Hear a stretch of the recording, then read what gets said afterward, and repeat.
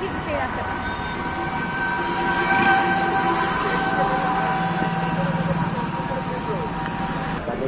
আগে দেখিয়ে দিই কি কি খাবার আছে। একটু খুলে রাখলে ভালো হতো।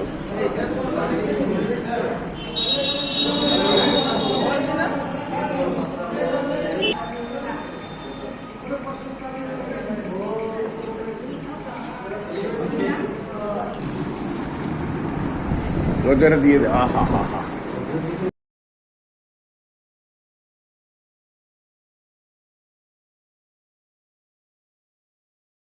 এইটা একটা জায়গা মনে হচ্ছে এটা বুফে,